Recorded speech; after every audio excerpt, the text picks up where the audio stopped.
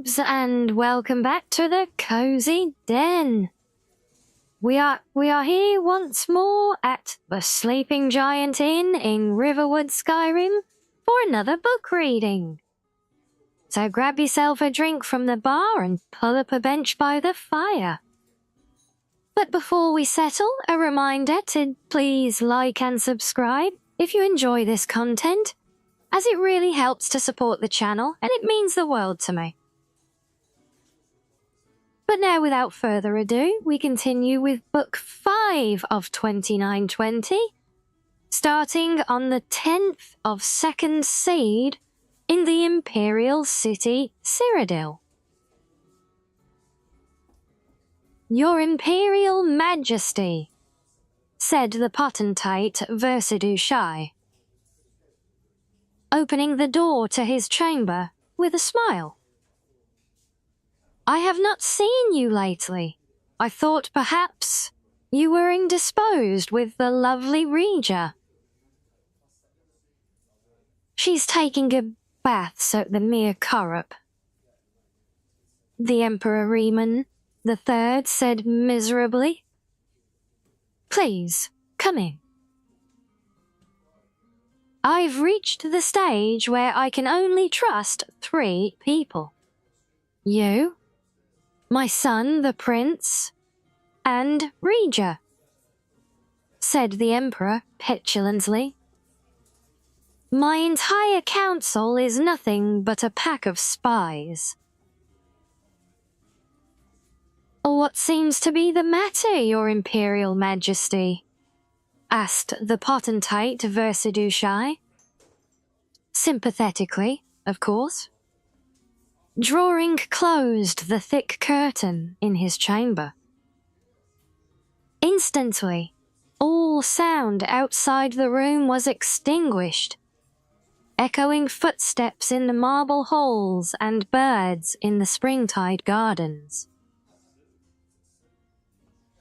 I've discovered that a notorious poisoner, an Orma tribeswoman from Blackmarsh called Kachika, was with the army at Caer Suvio, while we were encamped there when my son was poisoned, before the battle at Bodrum. I'm sure she would have preferred to kill me, but the opportunity didn't present itself, the Emperor fumed. The Council suggests that we need evidence of her involvement before we prosecute. Of course they would, said the potentate thoughtfully. Particularly if one or more of them was in on the plot. I have a thought, Your Imperial Majesty. Yes, said Riemann impatiently. Out with it. Tell the Council you're dropping the matter, and I will send out the guard to track this Kachika down and follow her. We will see who her friends are, and perhaps get an idea of the scope of this plot on Your Imperial Majesty's life. Yes, said Riemann with a satisfied frown. That's a capital plan.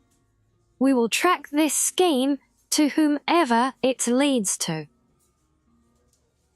Decidedly, Your Imperial Majesty, smiled the potentate, parting the curtain so the Emperor could leave. In the hallway outside was Versidue-Shai's son, Savirian Chorak. The boy bowed to the Emperor before entering the potentate's chamber. Are you in trouble, father? Whispered the Akaviri lad. I heard the Emperor found out about, what's her name, the poisoner. The great art of speechcraft, my boy, said Versidue-Shai to his son, is to tell them exactly what they want to hear in a way that gets them to do what you want them to do.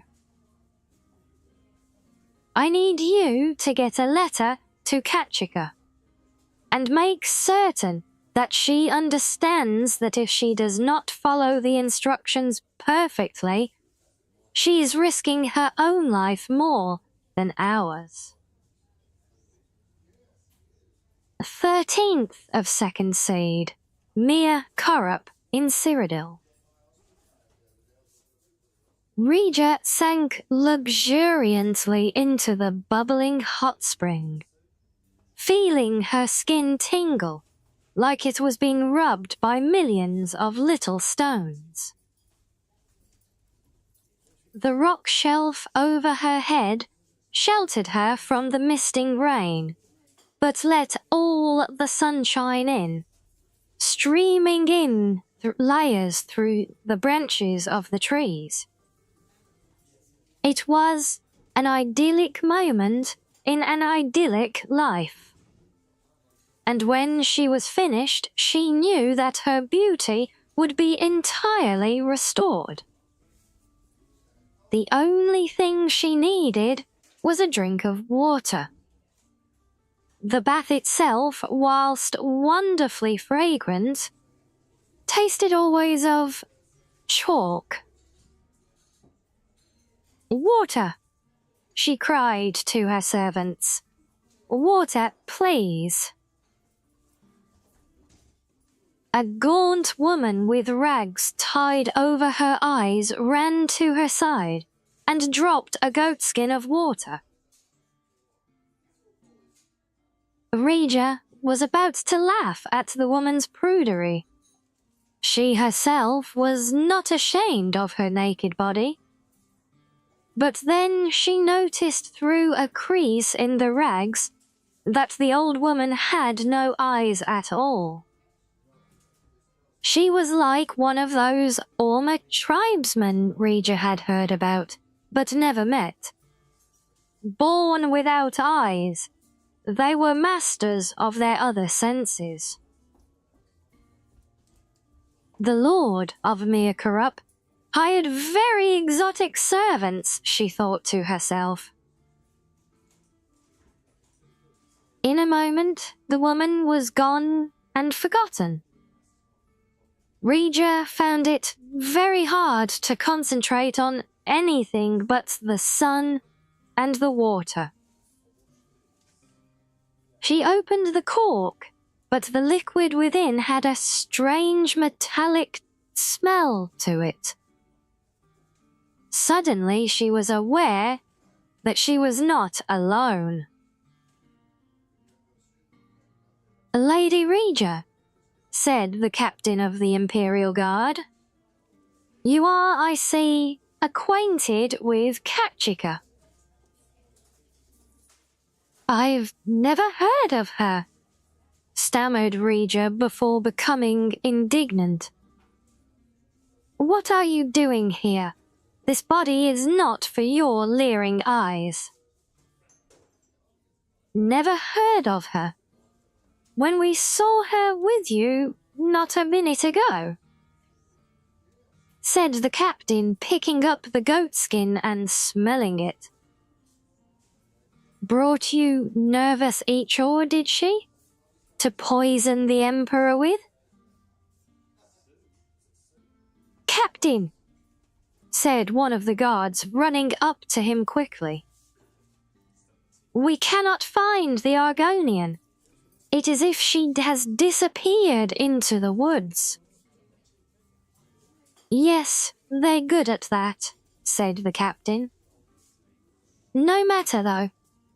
We've got her contact at court. That should please His Imperial Majesty. Seize her."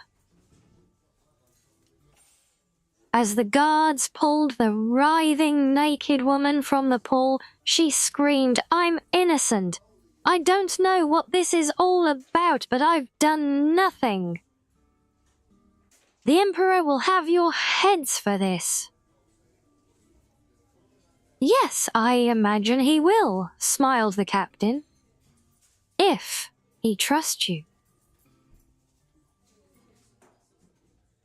21st of second seed in Gideon, Blackmarsh. The Sow and Vulture Tavern was the sort of out-of-the-way place that Zook favoured for these sorts of interviews. Besides himself and his companion, there were only a couple of old sea dogs in the shadowy room, and they were more unconscious from drink than aware. The grime of the unwashed floor was something you felt rather than saw.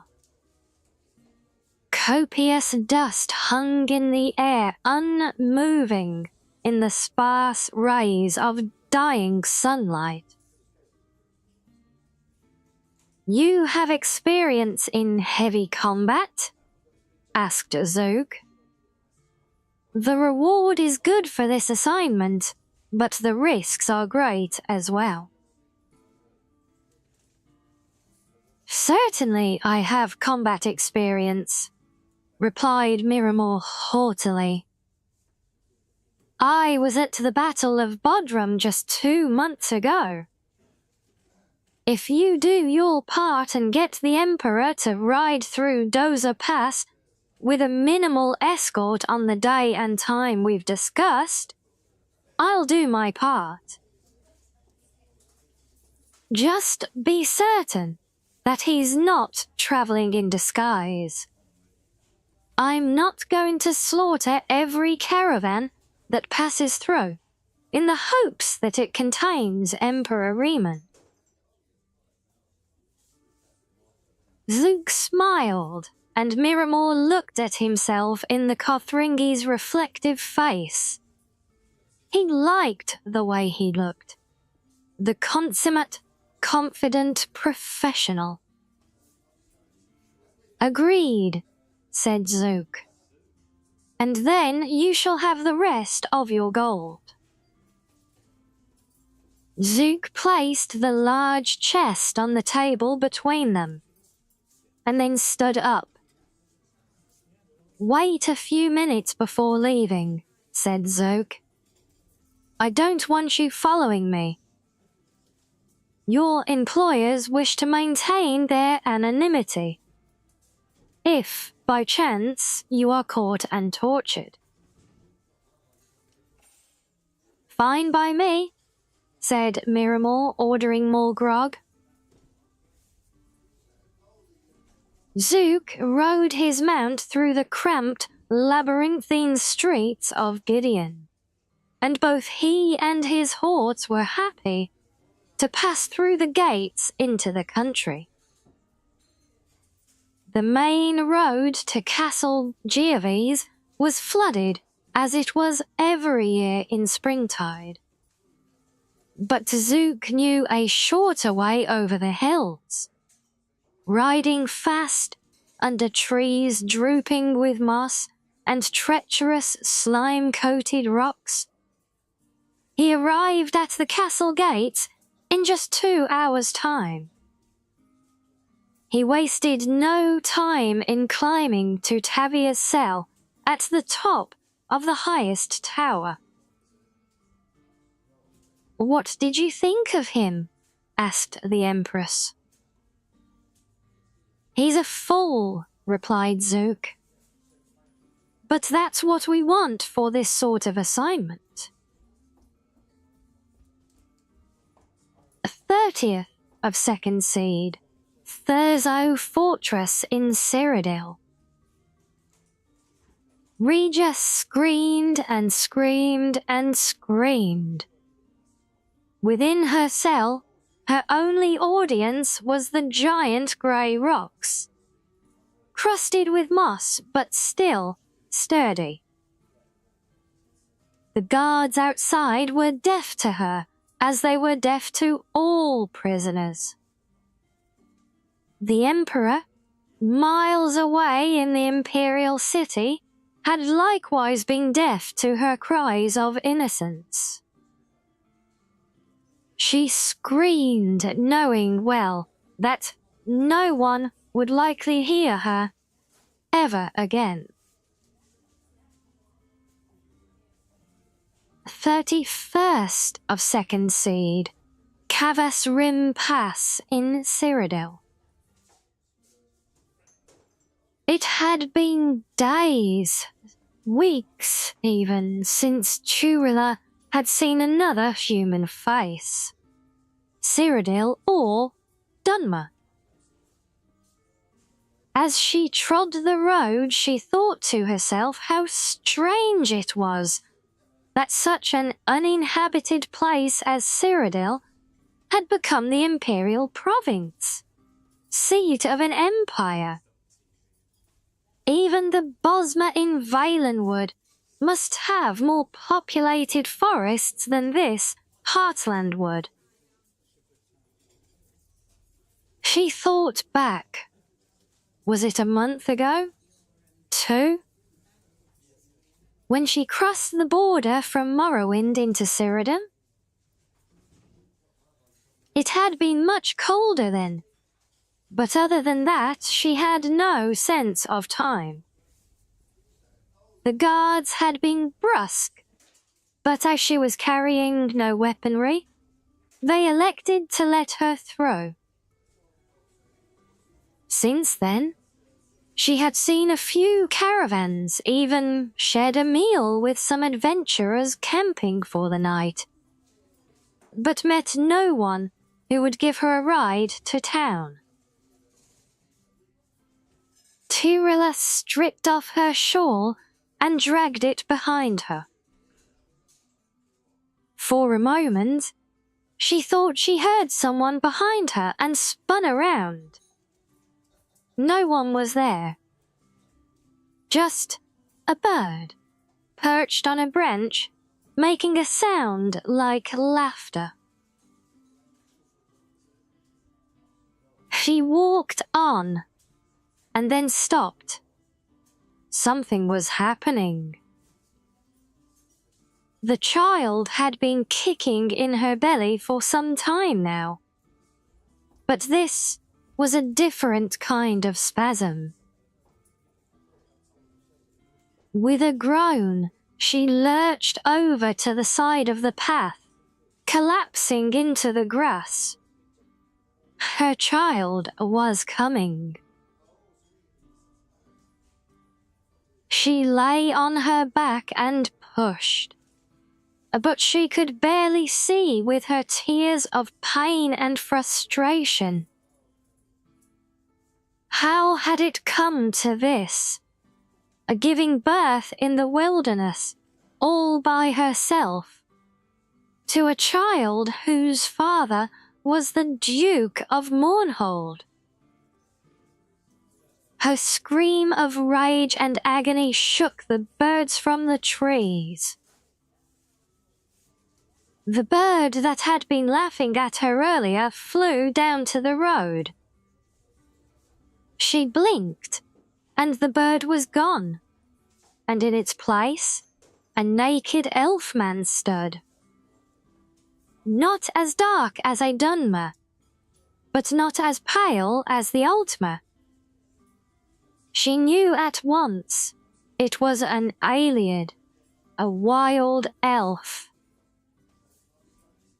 Turilla screamed, but the man held her down. After a few minutes of struggle, she felt a release and then fainted away. When she awoke, it was to the sound of a baby crying. The child had been cleaned and was laying by her side. Turilla picked up her baby girl, and for the first time that year, felt tears of happiness stream down her face. She whispered to the trees, "Thank you," and began walking with Babe in her arms down the road to the west. And the year will continue next time with mid-year. So I hope you have enjoyed this one as always, my cubs. But as always as well, if you have any suggestions or requests for what to read next, then do let me know in the comments below.